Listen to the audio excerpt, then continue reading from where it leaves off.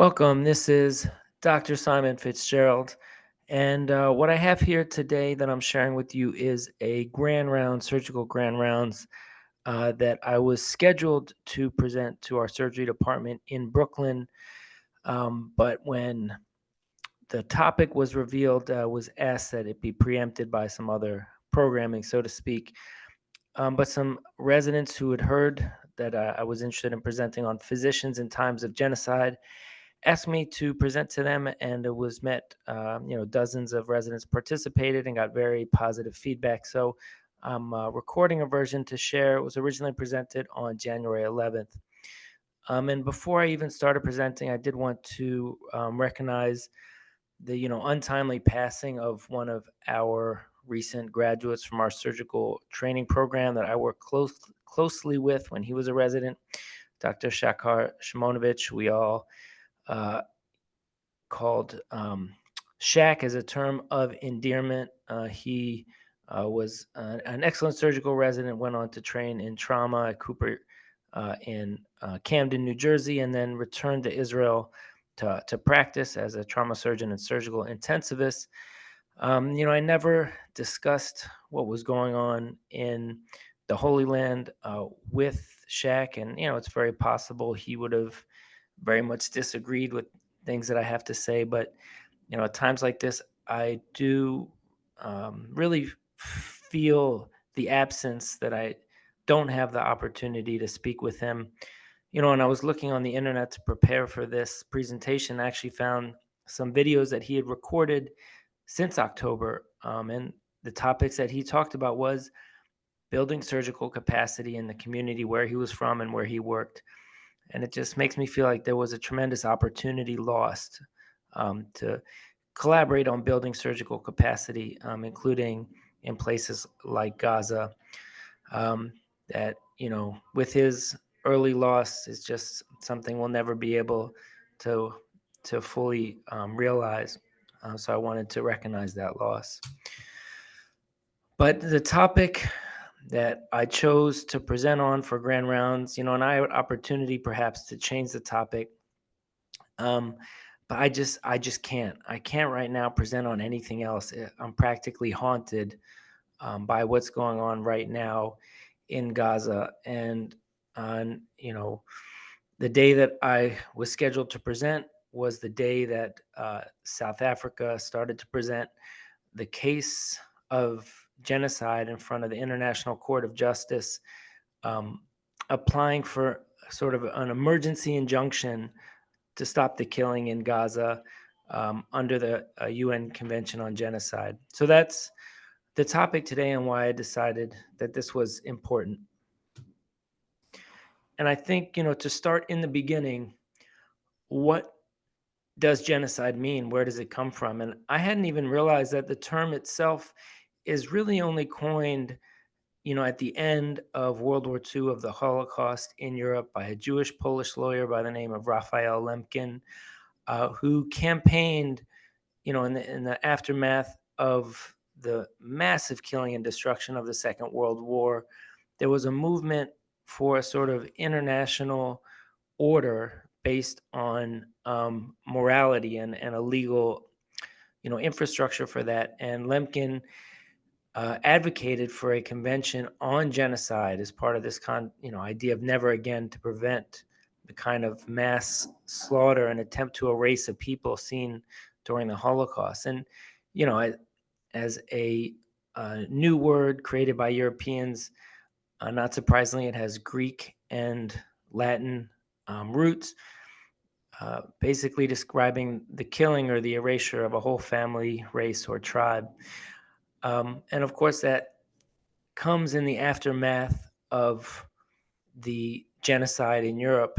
And I grew up learning about the Holocaust, or the Hebrew word Shoah, the mass slaughter from the 30s into the 40s of 6 million Jews. And a lot of people use the word Holocaust specifically to describe the genocide against Jews in Europe. About 2/3 of European Jewry was murdered, and there was all types of trauma inflicted even upon the survivors. And it was part of a system of persecution that included Poles, Slavs, Roma, Jehovah's Witnesses, homosexuals, communists, and other political and religious dissidents. That included the legal and religious, rather legal discrimination and exclusion, campaigns of organized violence, displacement, internment, theft, plunder, forced labor, and ultimately murder. And the UN Convention on Genocide was not the first kind of international legal response to the Holocaust. There were trials at Nuremberg through the UN, a War Crimes Commission, to prosecute Nazi war criminals. 24 were indicted, 12 were convicted and sentenced to death for conspiracy to commit aggressive war crimes against peace and crimes against humanity and war crimes. And there was, that was in, what was that, 44, 45. And then the UN Convention on Genocide comes after that.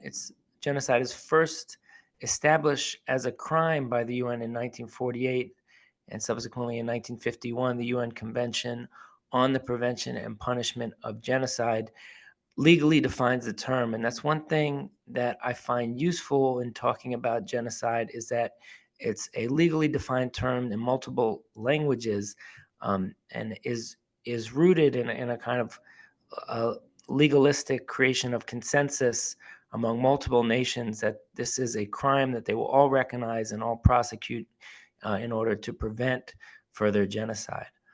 Right. And in addition, you know, in just agreeing to recognize genocide, whether committed in time of peace or war, as a crime under international law that they will undertake to prevent and punish, also recognizes sort of related crimes of conspiracy, incitement, attempts, and complicity in genocide. And I think this fact weighs in on why some countries, including, U.S. diplomats and lawmakers, are so reluctant to recognize what's going on as genocide because of the implications for their own legal liability and complicity in sending over, arms and artillery shells and things like this.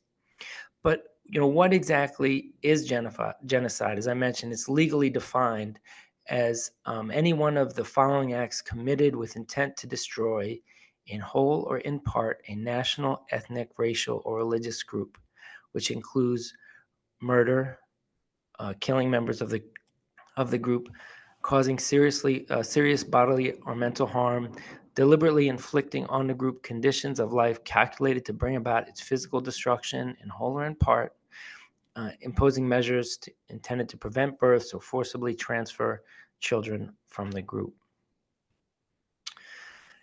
And the other thing that Dr. Khalid Hussein has kind of pointed out to me in conversations about the history and tradition of genocide is how there is, unfortunately, a history of physicians in service or in complicity with genocide. And as I mentioned, there were UN trials at the end of the war, but also U.S. military trials. And one of those trials had directly to do with identifying and prosecuting physicians, doctors who had crimes of human experimentation, torture, and what they had called euthanasia, but was really mass murder, not only of Jewish people in the gas chambers, but also mass killing of disabled people as well. There were 23 indicted, 16 were convicted, and 7 were sentenced to death. So that is unfortunately part of our tradition, the legacy of physicians in times of genocide. And it's not unique to the Nazi experience.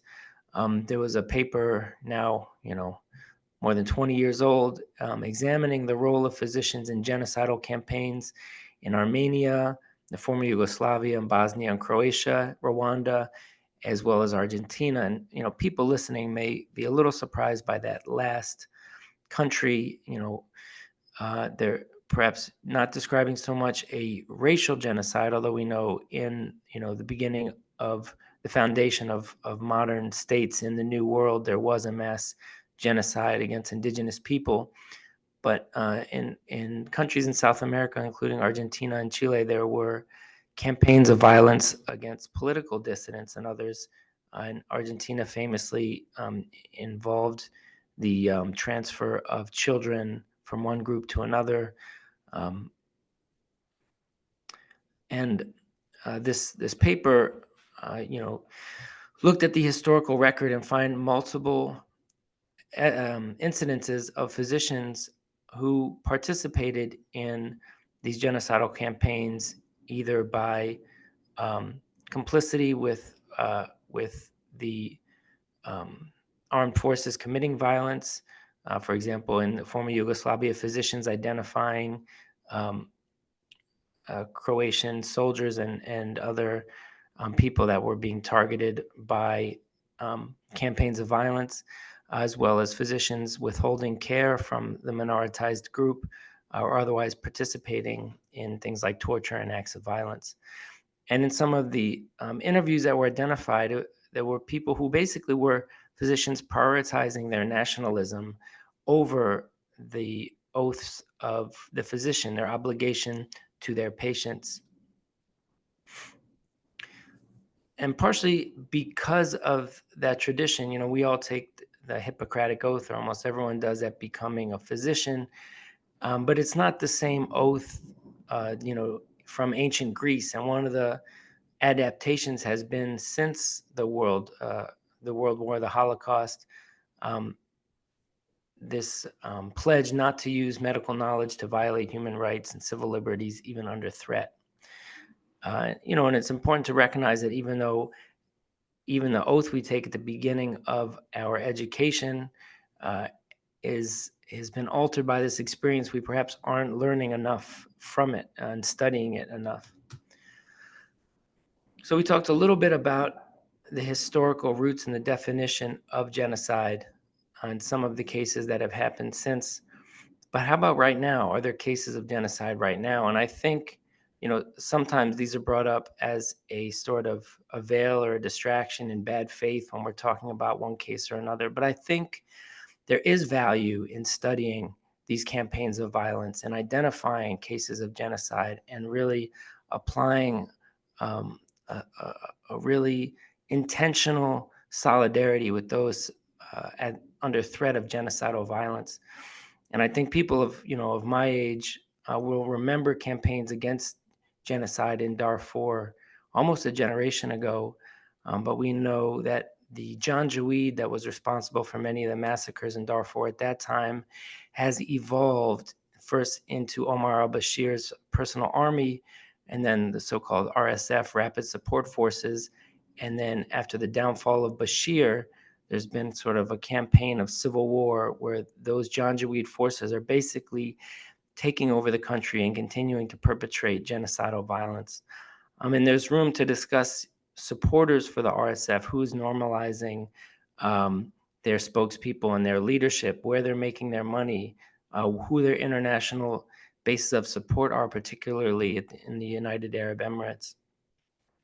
And we also, know that there is a legacy of violence, particularly sexual violence, in the Congo, and that has been described, particularly in Eastern Congo, as genocidal. Going back decades again and continuing to this time. And there's, I think, value in studying how the political economy, particularly of um, lithium ion batteries and high, high technology, how the minerals that are required for sort of the modern electronic economy, how much that plays into the violence and the control over those minerals in the Congo, and our role in participating in the modern economy, and what debt we owe to ending genocidal violence in the Congo. And we also know that there's um, has been campaigns of violence in areas of Tigray, Ethiopia, and bordering Eritrea, um, which I think deserve study and focus on preventing further genocidal violence. Within China, the treatment of the Uyghurs, I think, is Profound, particularly in the way a sort of dystopian police state has been created in the service of erasing the kind of cultural identity and existence of the Uyghurs and Muslims in the Xinjiang province. We know that there has been state violence by the government, the military government of Myanmar, against Rohingya and other minoritized populations that aren't even recognized, as citizens of the state in the area that was once Burma. And in an area that was under dispute between Armenia and Azerbaijan, Nagorno-Karabakh, I think deserves mention and focus. I'm not sure that what's going on there could be described as genocide, but certainly there's been a campaign of what has been called ethnic cleansing, of removing Armenian people from this area in Nagorno-Karabakh, surrounded by Azerbaijan, being taken over by Azerbaijan. And there's several reasons that I really don't like the term of ethnic cleansing. I think there's an ugliness in the sort of sanitized euphemism of ethnic cleansing of the term. It's also not really legally defined, although UN commissions on looking at the violence in the former Yugoslavia have defined it, as the forcible transfer of a people of a religious or ethnic group out of a geographical area. And there's also, I think even the New York Times on the Daily podcast was describing how maybe the quick victory of Azerbaijan in securing Nagorno-Karabakh for the nation may have influenced and informed how the state of Israel approached their problems in Gaza. And that's, what brings this topic, I think, to our attention today, right? On January 11th, the state of South Africa brought a case against the state of Israel, accusing it of genocide in Gaza and applying for emergency immediate relief to end the violence in Gaza. And there's people have criticized South Africa perhaps for acting in its own kind of self interest in distracting its constituency away from its own internal politics. But there's a reason why this topic, while this legal effort was so popular in South Africa, right? There is a not so long ago memory of racist violence and apartheid in South Africa. And we know that there's a Nelson Mandela statue and park in Ramallah. There is a tradition and a history of connection between South Africans fighting against apartheid and recognition of Palestinians fighting against what they've also identified as apartheid. And not so long ago, there was very few nations in support of the South African apartheid government in front of bodies like the UN, right? And it was usually the United States, Great Britain, and Israel. So all that's kind of reflected back to what's going on in present times. Now, here's, I think, a moment in the conversation to take a deep breath, because if this gets wide enough exposure, there's certainly going to be people who are not happy with what's been said so far and may not be happy with what I might say further on in the presentation. And I've spoken to a lot of physicians about this topic, and one of the sort of my colleagues that I've spoken to about this, this is some of the advice that he gave me, and obviously I haven't followed all of it, but he advised me to don't talk about this, stay out of it. It's not worth the headache. And I think that informs a lot of the way that medical leadership is dealing with this topic right now. And one reason why I did not present this grand rounds in front of our department.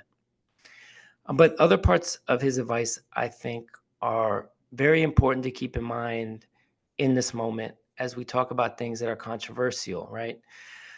One is, and as trauma surgeons, we're used to dealing with patients, right? Some of them we find out later, we read in the news, may have been involved in horrible acts of violence, right? And there are others who come in, whether because of the way they look, the way they dress, or their tattoos or other things, we may make assumptions about what their thoughts and actions are and have been.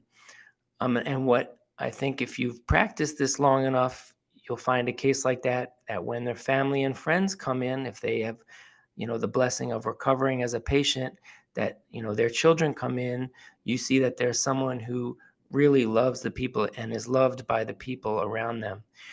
And I think the important point there is that we have to treat all patients with respect, dignity, and the highest standards of care, because assumptions that we make about people, about their thoughts and actions based on how they dress, how they speak, how they pray, etc., are probably always unfair and may often be wrong. And I think the corollary of that is to um, extend some of that to our colleagues, right? To always treat our colleagues with respect and dignity. And unless we are seriously concerned about our colleagues' ability to take care of our patients and treat them with respect and compassion, we owe it to our colleagues, even if we know that we disagree with them about political, religious, or any other topics, to extend grace to them, because we are going to be involved in very important work, collaborating to take care of patients who really depend on us to be effective team members, to treat the patients and our colleagues with respect and dignity so that we can provide the highest level of care. And I think that is first and foremost. And we know, taking care of patients in central Brooklyn, we know that there is anti, Islamic, anti-Arab, anti-Jewish violence, because we take care of patients who have been harmed by anti-Semitic violence. And the other thing that I think is worth sharing is, would I choose to engage in a topic like this when it's controversial and may stir up trouble, good or bad. Even that I was raised Jewish. My mother's family is Ashkenazi. I was bar mitzvahed from the Baltimore Hebrew congregation. And my father's side is Irish Catholic and very much informed by Catholic worker communities like the Jonah House. When I was growing up, my father went to services with Phil Berrigan and Liz McAllister. But we've both my parents and us, the generation after them, have been very much influenced by the philosophy and theology of nonviolence, opposition to militarism and racism. And significantly, I think that the teachings and the practice of Martin Luther King. And students of history, I don't know if people in New York will recognize, this is a picture of King's April 1967 speech at Riverside Church in opposition to the Vietnam War. And we just celebrated Martin Luther King Day, when everyone from the FBI to whoever else you can think of sort of eulogize a cartoon version of King. But I think a lot of people forget that he was deeply unpopular with a lot of people, especially towards the end of his life, when he chose to take on the violence of militarism. I think it's informed and influenced by that spirit that, in good faith, I want to take on the violence in Gaza right now. And I used to live in Brooklyn. Now I live in Queens. And I'm sure that there are people that may be, from Gaza and offended by this slide. But I've sort of been thinking about Gaza as sort of a Queens on the Mediterranean, and just for really crude reasons, right? The population is somewhat similar. Gaza probably had a population of 2.2 to 2.4 million people before this outbreak of violence. It's Which is similar to Queens. Its area is larger than Queens, although there's a large Jamaica Bay, which is not included in this figure. We know Gaza has farms and other things that aren't really present in Queens, as well as there's no sort of Long Island city of Gaza. But the point is, when we think about the number of dead and the destruction in Gaza, I think about that as, what if that happened in Queens? What would that look like? But of course, Gaza has a history and tradition that goes way back before Queens, right? It is the namesake for Gaz.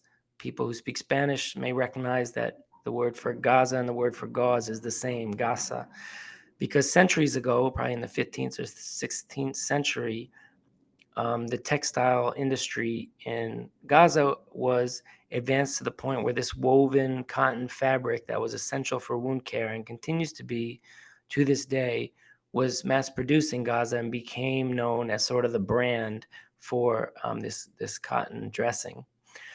We know that there's several significant cities in Gaza, such as Gaza City, Khan Yunis, and Rafah, but there's also numerous refugee camps that have sort of been formalized into cities of their own that were the homes for people who were removed by force from Arab or Palestinian communities in the Negev by Israeli forces at the foundation of the state of Israel in 1947, 1948. And now their descendants have remained in exile without the ability to return to their family homes. This slide is almost a joke because it's kind of impossible to sum up the brief history of Israel and Palestine in one slide, but I do think it's important to recognize that the history of the region did not begin in April, or rather in October of 2023. Um, Obviously, there is a biblical historic relationship between Jewish people and the area in and around Jerusalem, in this area of Israel. But in the modern Zionist movement to create a sort of national homeland for Jewish people in the area dates back to the end of the 19th century. And of course, at that time, it was part of the Ottoman Empire. Students of history will know that the Ottoman Empire fell at the end of the First World War, and the colonies of the Ottoman Empire became British colonies, mostly, largely. And that includes what then became known as Mandatory Palestine under a British mandate. But we also know that the end of World War II saw a process of decolonialization, but fraught with the geopolitics of the time. And I think anyone who's familiar with the history, for example, of the Indian subcontinent will recognize the problematic sort of ethno-religious partition of a state undergoing decolonization from Britain. And I think what we see in the top right of the slide is a really untenable map that was proposed by the UN on what to do with the British mandate of Palestine between Jewish and Arab areas um, that were sort of contiguous, but obviously designed to create conflict, if I can say it that way. And in the same way, we if you look at maps of Nagorno-Karabakh in Azerbaijan, it's just not a tenable geopolitic. It's designed to create problems, essentially. So, not surprisingly, that process was fraught with civil war, and then is war between the state of Israel, which declared its independence, and its neighbors that fought to take control. And it was in that process that many people were kicked out of the Negev and ended up in refugee camps in Gaza. And the maps on the bottom are sort of the progression of Arab versus Israeli control, political control of the region over various stages from, the 40s, 50s, 60s, and into the current day. Now, we know on October 7th in 2023, there was an assault by fighters of Hamas, which has political control of Gaza, into southern Israel. Attacks on military bases, on civilians, on cities, on the collective farms known as the kibbutz, as well as on a open air concert and festival just outside of Gaza. And all told, somewhere probably between the 12 and 1,300 people were killed. These are slightly dated figures from estimates from December, which may have been updated, but almost 700 Israeli civilians, including 35 children, were killed. Almost 400 security forces were killed, and 71 foreign nationals were killed, which includes, visitors to the music festival, as well as a lot of Thai farm workers and other foreign workers. An additional probably 200 to 240 were kidnapped and taken back into Gaza. And we also know that there were significant reports of sexual violence, mutilation, really kind of graphic and horrible things. And the what isn't written here, the The kidnapped individuals includes children and families, a really sort of unimaginable horror for children who were kidnapped in that circumstance. Many have witnessed, the brutal murder of their family members. But we also know that there have been misinformation and sometimes perhaps disinformation, right? Reports of 40 decapitated babies, which just don't fit with what we know about who the documented um, victims of that violence were. Sort of the child placed in the oven. I think that there's no real evidence that that ever happened. But this is the tremendous violence, the mass murder that precipitated something in Gaza, which since then has grown to kill at least 23,000 people, which is 1% of the population of Gaza, in a systematic aerial bombardment, ground invasion, siege, and assault on Gaza. A lot of these numbers are probably not accurate because there are many people buried in the rubble, missing, who haven't been counted. And the destruction is such that the uh, health ministries of Gaza are no longer able to count the dead. But probably at least 23,000 people killed, more than 10,000 children killed. Estimates that I saw recently were that two-thirds of the killed are women and children. And as I mentioned, there are thousands more missing. So there's some other estimates I have here from the end of December from a European human rights group that estimate that those death tolls are much higher. And the question that I think the South African delegation is compelling us to consider is this genocide? Is this violence in Gaza consist of acts with an intent to destroy, in whole or in part, a national, ethnic, or religious group by killing the members of its group, causing serious bodily and mental harm, deliberately inflicting conditions of life calculated to bring about its physical destruction, imposing measures intended to prevent births, and otherwise forcibly transferring children from the group. Now, I'm not presenting here today just the data, the information presented by the South African delegation. I prepared this before um, January 11th, before their presentation. And what convinced me that this rises up to the level of genocide and perhaps we can consider is, one, the overwhelming targeting of civilian individuals, families, and infrastructure, the targeting particularly of families and children, the introduction of famine to the area, the targeting of healthcare workers and healthcare infrastructure, as well as the targeting of cultural leaders and institutions. And one thing I think it's important to recognize is that the Israeli military spokespeople have been quick to remind journalists that the health ministry is controlled by Hamas. And whenever you read or hear about this on the news, you're likely to hear the term Hamas-controlled health ministry. But kudos to a group out of Hopkins that looked at evidence of mortality reporting from Gaza's Ministry of Health from previous armed conflicts and matched that up with official Israeli numbers that once everyone had had an opportunity to count the dead, and basically found that there was no evidence of inflated mortality reporting in the history of the Gaza Ministry of Health.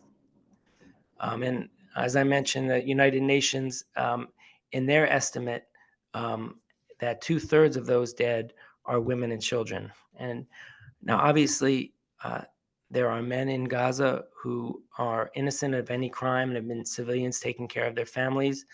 And to the best of my knowledge, I'm not aware of groups of armed women within Hamas. But the point is, this suggests that those that are killed are predominantly civilians.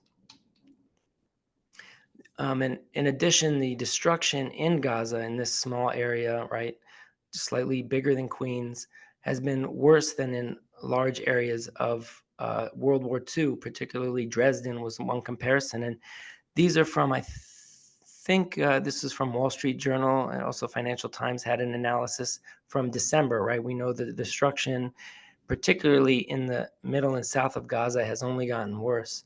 At that time, they estimated 70% of homes had been destroyed, 80% of those in North Gaza, and that there had been attacks on schools, churches, mosques, hospitals, apartment blocks, theaters, and malls. And we know that power, sewage, sanitation, and healthcare infrastructure had been systematically destroyed. Another point that I think it's important to address is that Israeli spokespeople have argued that the Israeli military has been humane in warning people when there's going to be an assault. But an analysis by the New York Times shows that Israel bombed the areas, particularly where it ordered civilians to go for safety. And these bombs included the use of massive 2,000-pound bombs with like 100-meter blast radius. And this is one of the many reasons for such a large toll on civilians, is because they are systematically destroying the areas in which civilians were told to evacuate. And that toll has been particularly heavy on children. I mentioned that there were 10,000 children killed, probably more. It's also worth recognizing a new medical acronym that aid workers in Gaza have been describing: the wounded child with no surviving family. This is when a family's home is bombed and the only survivor is a wounded child. That child has no surviving parents, grandparents, aunts and uncles, cousins, brothers, sisters, any other known family, and they've become a orphan of the hospital. There have also been at least 1,000 pediatric traumatic amputations described. This is a UNICEF figure, which shakes out to, when this figure was released, to 10 a day.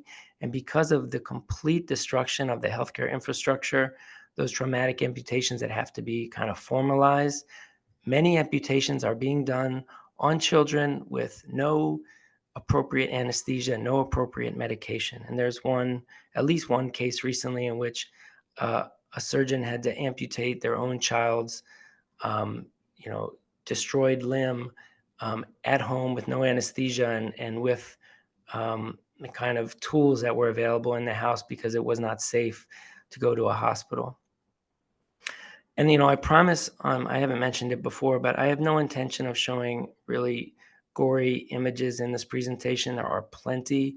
There are videos of eviscerated children, of, children who have been completely destroyed.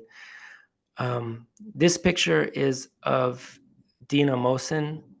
She suffered in a bombing of her home. Most of her family was killed and her limbs were traumatically amputated. However, she's no longer with us. While she was recuperating in the hospital where she was staying was bombed and she was killed in her hospital bed. This is a press conference of children from Shifa Hospital, I think in November. And remember that name, Shifa Hospital, because it's going to come up. And the children of Gaza have been asking for solidarity, have been telling us what they want and need. And this child prepared in this presentation: we want to live, we want peace, we want to judge the killers of children. And it's perhaps this request that was heard by the South African delegation to the International Criminal Court of Justice. The other piece that I've appreciated much more since studying this issue is how famine in late 20th and early 21st century history is not simply a result of something like drought, but is really the result of policy, of conditions imposed on a people to prevent them from having the necessary nutrition that they need. This is basically, famine is an act of violence.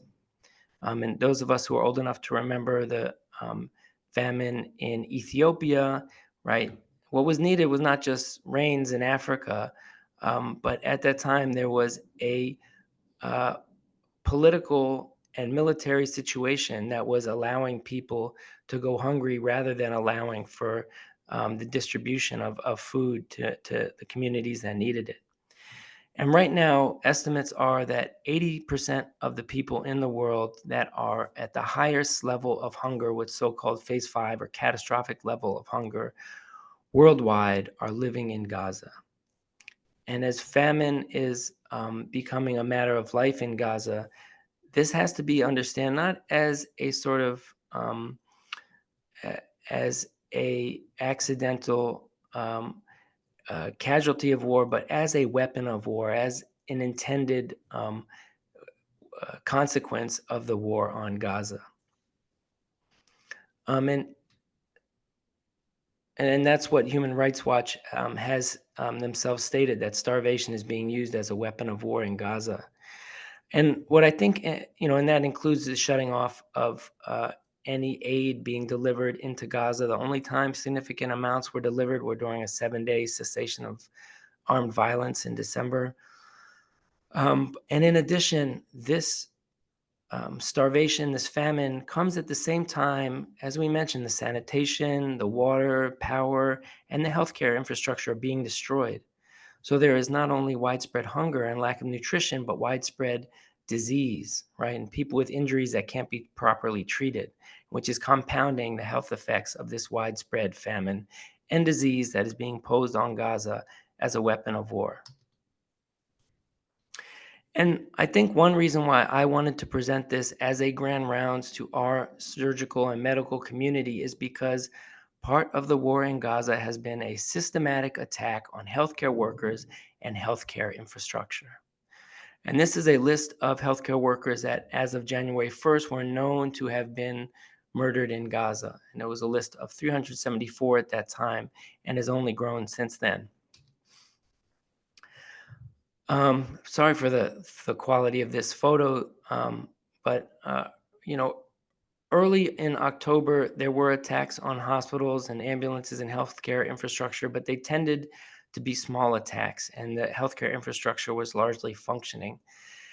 This is a picture from the aftermath of a October 17th um, explosion that killed hundreds at Al Ali Hospital.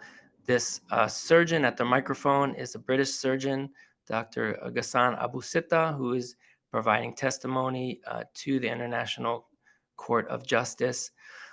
And he gave a press conference afterwards in which he stated that this was an attack on Ali Hospital by Israeli military, that it had not been the first attack. And if it is not condemned powerfully, this war crime would be perpetrated against hospital after hospital in Gaza. The next day, an Israeli military spokespeople presented evidence arguing that, oh no, it hadn't been the Israeli military that had bombed the hospital, but rather it had been an errant rocket from Palestinian Islamic Jihad, and that Israelis wouldn't bomb hospitals. Um, there have been subsequent analyses, including by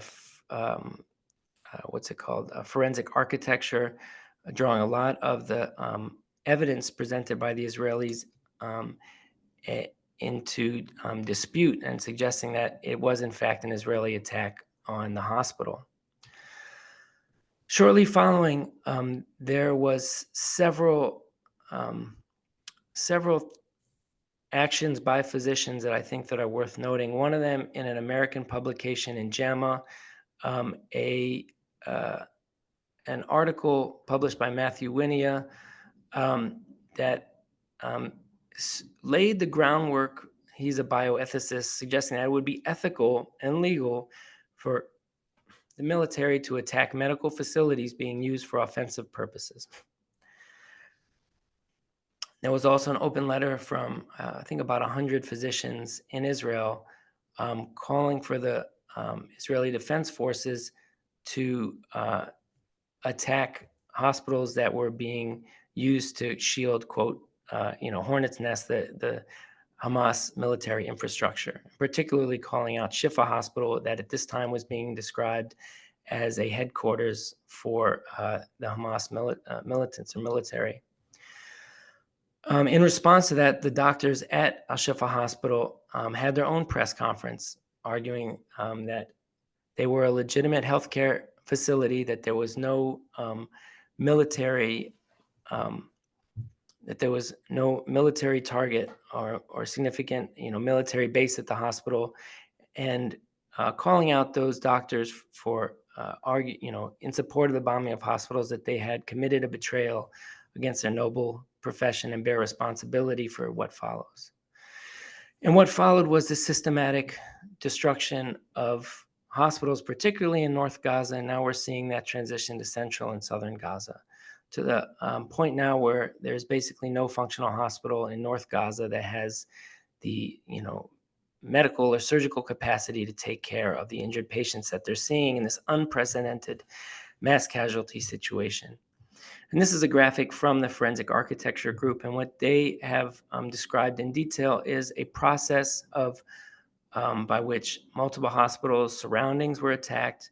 Then there was direct targeting of the hospital, numerous hospitals in North Gaza in particular, and then a siege and occupation of those hospitals until they were forced out of service. And we can see the hospitals that had direct targeting and siege include, not only Al Ali Hospital and Shifa Hospital, but Al Riansi Hospital, a pediatric hospital.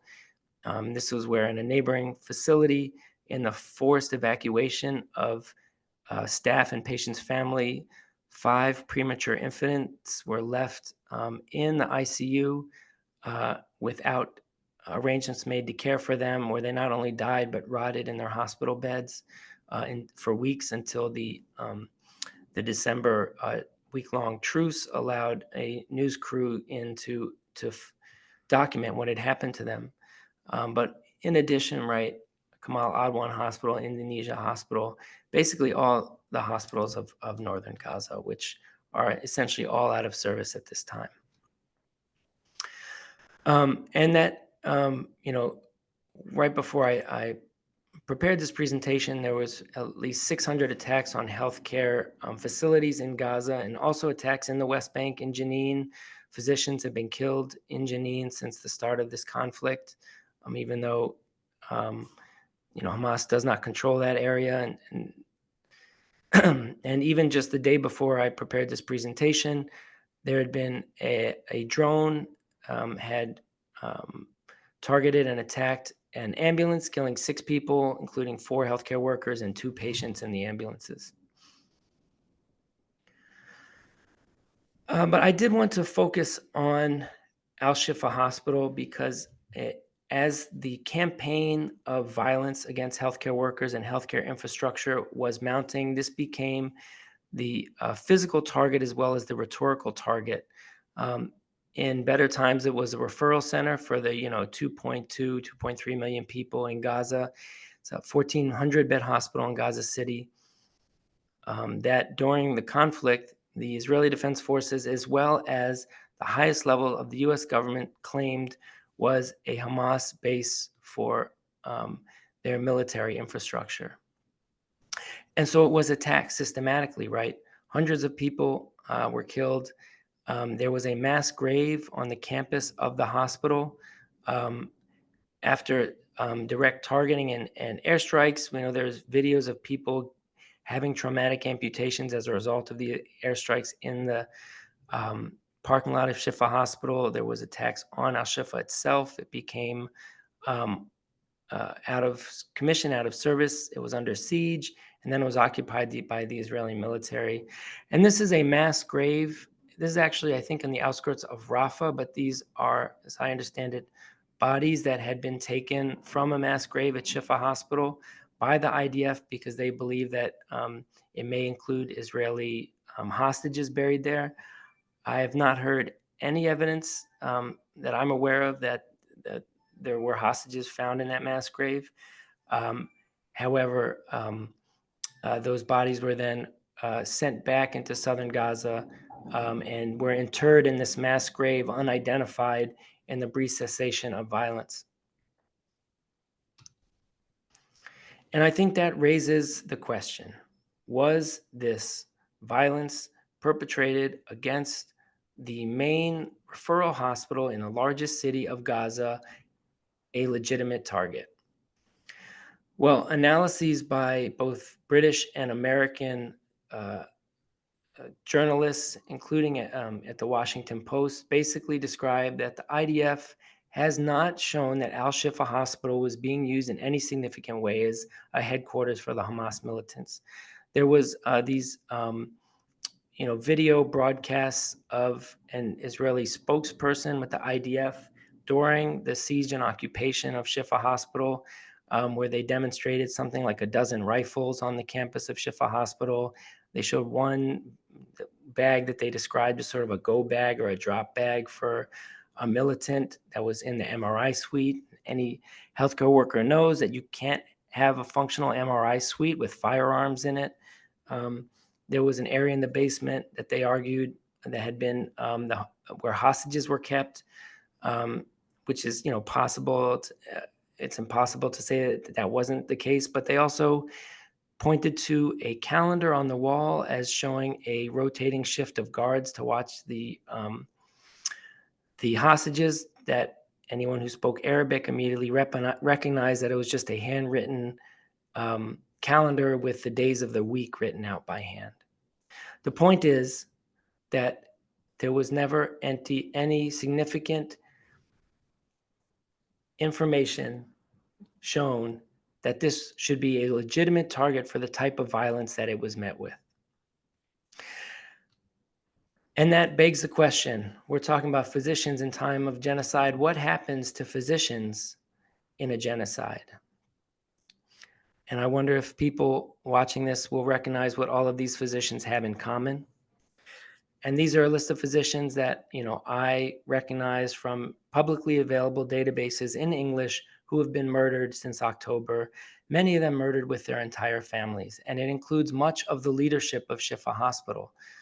Dr. Hani Al-Haytham, the chief of emergency medicine, was murdered along with his family. Dr. Nahid Al-Harasan, chief of OBGYN, murdered with their family. Dr. Rafat Lubad, director of internal medicine, murdered with their family. Dr. Medat Saidam was a senior burn and plastic surgeon, one of 3 in Gaza, also murdered with his entire family. One of the only nephrologists in Gaza, Dr. Hammam Allo, was murdered at home with his family members, Dr. Khalil Al-Nakal and Dr. Mustafa Al-Abbasi, who was an anesthesia resident. There was another urology resident, Dr. Saeed Rabia, who was also killed. And I'm sure that there are many other healthcare workers from Shifa Hospital who were murdered, whose names were not identified as staff at Shifa Hospital in the databases that I had access to in English. But I think it's worth pointing out, especially in the case of Dr. Hammam Allo. When I was talking with Dr. Tariq Lubani, who's done a lot of work in Gaza, he was sharing with me that a generation ago, the people who needed dialysis in Gaza, there wasn't hardly any dialysis infrastructure within Gaza, right? It was sort of a third world territory right next to world-class medical facilities in Israel. And those who needed dialysis would usually travel to Israel for dialysis. But after the Hamas took political control of Gaza, there was a sort of a siege, a lockdown on Gaza, and people were no longer able to travel for such routine medical care. And most of the dialysis patients in Gaza died during that time while the infrastructure for dialysis was being created. And you cannot have dialysis without nephrologists, right? And so Dr. Hammam Allo was really incredibly important in creating and maintaining dialysis capacity in Gaza for renal failure patients. And he also was someone that had been interviewed on American media, on Democracy Now!, where I have a radio show. Democracy Now! Comes on every weekday morning. And he said many things that have been quoted in that interview at the end of October. But one of them is that he stated, "We are being exterminated." And shortly after, he was murdered at home with his family. And then that interview was broadcast posthumously. And for me, this was my oh shit moment where I realized that indeed they are being exterminated. And I think in that graphic with all of the 374 identified murdered healthcare workers at that time, basically underlined is that there are too many murdered healthcare workers in Gaza, particularly since October. And this is just a list of a few additional people from that list, although there are many more whose stories that I'm not familiar with, but Dr. Mohammed Edwan, who basically introduced endoscopy to Gaza, um, two MSF, Doctors Without Borders workers, Dr. Ahmad Al-Sahar and Dr. Mahmoud Abu Najila. And again, um, excuse my pronunciation, I don't speak Arabic, but two MSF physicians were killed along with neonatologist Dr. Zaid Al-Tatri in an airstrike on Al-Awda Hospital while they were working. They were murdered in the hospital while they were working. The former dean of the Islamic University of Gaza was killed along with his daughter, who was a family medicine physician, um, as well as Dr. Mohammed Dabor, a pathologist and dean of preclinical medicine at Islamic University of Gaza, was killed. Um, Dr. Tamar Al-Kayat, anesthesiologist and intensivist, was murdered along with his wife, who was an OBGYN, and his father, who was an internist, right? As we noticed, these people are being killed along with their entire families. We also know there's many other, right? Dozens of nurses, dozens of paramedics, pharmacists, techs, right? The head of the blood bank was killed. Just a relentless, almost never-ending list. Excuse me. But basically, a systematic attack on healthcare workers who have been killed in these attacks as uh, by design, right, to destroy the healthcare infrastructure of Gaza. The other thing to point out is that many of those who survived and fled south from Gaza were then taken into custody by the Israeli military, whether you call it arrest or as hostages. The head of Al Shifa Hospital is being prosecuted as a, quote, unlawful combatant, taking into account the hundreds of patients killed, the large number of his staff who was murdered, right? 3 of his department chairs, 2 other division chiefs, right, were killed. And he is facing military prosecution. And importantly, several times in November, December, and more recently, Palestinian healthcare workers and healthcare unions have formally asked for solidarity from the world. And these are some articles that were written.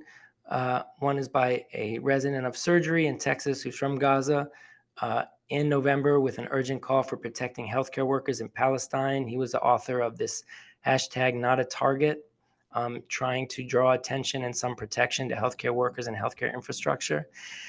And more recently, The Lancet also published The Health Dimensions of Violence in Palestine, a call to prevent genocide. But our healthcare leadership has been largely silent, if not supportive, on the matter. I think the only or the major exceptions to that have been the labor unions, right? The Coalition of Interns and Residents, who called for a ceasefire, as well as more recently SCIU 1199, have extended that solidarity to the healthcare workers, right? But the gastroenterologists, the nephrologists, the American Medical Association, the American College of Surgeons, any of the societies for the surgeons of trauma, none of them have offered any meaningful solidarity or even just a low bar of calling for violence against physicians in Gaza to stop. The other sort of exception was the American Public Health Association, but there was really a battle on that topic and grassroots action to call their leadership to stand for peace and an end to the violence in Gaza. And the point that I made is that, what was the purpose of the attacks on Shifa? Was it to root out and destroy Hamas military capacity? Or perhaps the intended result was what the actual result was, the destruction of the healthcare capacity of Gaza City. And at this time, there's essentially no functional hospital in northern Gaza. And importantly, although I think that healthcare workers faced significant violence, they were not alone. And perhaps the journalists of Gaza have faced even greater amount of violence. And I think some of the reasons for our ignorance, our collective ignorance about what's going on in Gaza, in addition to racism and things like that, is that the Western media has largely been locked out of Gaza for years, and including during this current conflict, with some small notable exceptions. But the Israeli violence has also particularly targeted journalists in Gaza. There was probably somewhere around 1,000 to 1,100 journalists in Gaza at the start of the conflict in October, and probably 10% of them have been murdered, something like 110 journalists killed in Gaza in 3 months, right? Which is more than the number of journalists that were killed in the Vietnam War, more than the number of journalists that I've seen documented killed in World War II. Though that's a little bit hard to believe given the amount of destruction and even just the bombing at the end of the war in Hiroshima and Nagasaki. But the point is, they have faced uh, un, um, unrelenting violence. And this picture here is a picture of Wael al-Dawda. Again, sorry for my pronunciation. I don't speak Arabic, but he is the Al Jazeera bureau chief in Gaza. And in October, his wife, son, daughter, and 18 other close family and friends were murdered in an airstrike on his home. Um, in uh, in December, he was shot and injured, as well as his cameraman. His cameraman laid in the street and bled out, um, while there was a live clock on Al Jazeera ticking the time. And trauma surgeons know that when there's significant bleeding, right, you only have so much time before you lose the opportunity for meaningful recovery. And while IDF snipers pinned down the ambulances and the medics who were trying um, to save him, there were calls to the Israeli leadership asking them to allow him to be saved. And by the time that paramedics could reach him, he had bled out and could not recover.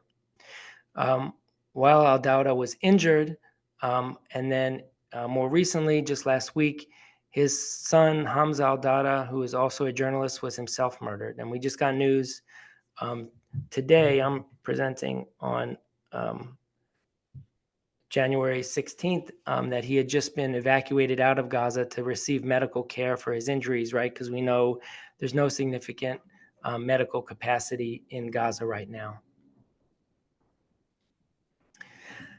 We also know that there's been targeting and murder of academics and destruction of cultural infrastructure, right? We know that the major universities in Gaza have all been targeted and made, have been damaged and unable to teaching. And not to mention that it's not possible to have any schoolwork, any kind of instruction of children anywhere in Gaza since October.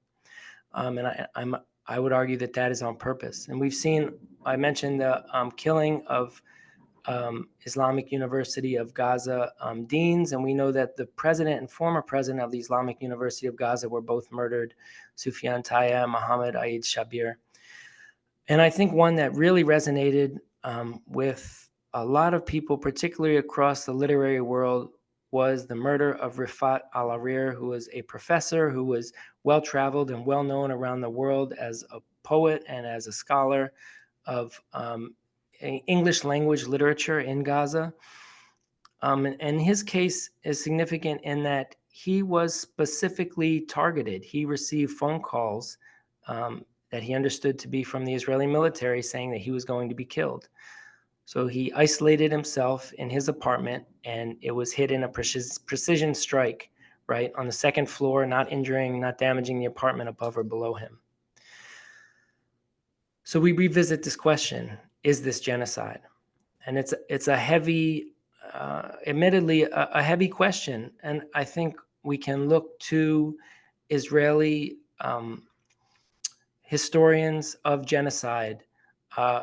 Two of them, Raz Segal and Omar Bartov, have written on this. And Raz Segal has argued since October that this is a, quote, textbook case of genocide, which he first published in Jewish Currents. And he has a more recent opinion. Here's what the mass violence in Gaza looks like to a scholar of genocide in the Los Angeles Times. Omar Bartov published in the New York Times in November what his perspective as a historian of genocide. And Bartov, at that time, November 10th, did not see that there was genocide per se at that time, although he's given interviews more recently, and I have to listen and see if he's updated his analysis. But what he did see, and this is a quote, "My greatest concern watching the Israel-Gaza war unfold is that there is genocidal intent." And he quotes the Prime Minister Netanyahu, the Defense Minister Gallant, and the military person in charge of the terrain of Gaza, Alian. And in each case demonstrates evidence of genocidal intent to destroy the population of Gaza. And this is in the South African presentation to the International Criminal Court of Justice, has numerous examples of these. And what I got frustrated with people like Winia, who are quoting the Israeli military spokespeople, when there is significant academic study of the statements of people in a position of command authority in Hebrew, in their native language, of what their intentions are. So, what is the moral and legal imperative in the face of a case of genocide, if you believe that the case has been made that this is genocidal violence? And now, obviously, the UN court has no armed force to impose any judgment. If they even though Israel has signed as a member of the Convention Against Genocide, if they are found to be guilty of genocide and there's an injunction demanding that they stop the violence, barring some kind of UN peacekeeping force, obviously, which would not come into play while the U.S. is on the Security Council and would veto even calls for a ceasefire. But what it does lend weight to the movement against this genocidal violence, and also will place in legal jeopardy all of those perpetrating this genocidal violence and those complicit in the genocidal violence, which would include the political leadership of the United States, including Joe Biden, while they choose to send military hardware such as, tank shells and other things, artillery shells, that are being used in the pursuing this violence that it perhaps may be identified as genocidal by this court of justice. But what is the imperative for us in healthcare, particularly, and all of us, if we recognize this to be genocide? And this is where I think it's incumbent on people in leadership or people influential with leadership to have the moral clarity and the courage to speak the truth, to identify this genocidal violence for what it is and call for an end to this genocidal violence and a path forward for a just peace. I wanted to end my presentation with a poem by Rifat Al-Arir, "If I Must Die," which, as I understand it, was written between him being threatened and him being killed in Gaza. "If I must die, you must live, to tell my story, to sell my things, to buy a piece of cloth and some strings. Make it white with a long tail, so that a child somewhere in Gaza, while looking heaven in the eye, awaiting his dad who left in a blaze, and bid no one farewell, not even to himself, not even to his flesh, sees the kite, my kite that you made, flying up there, and thinks for a moment an angel is there, bringing back love.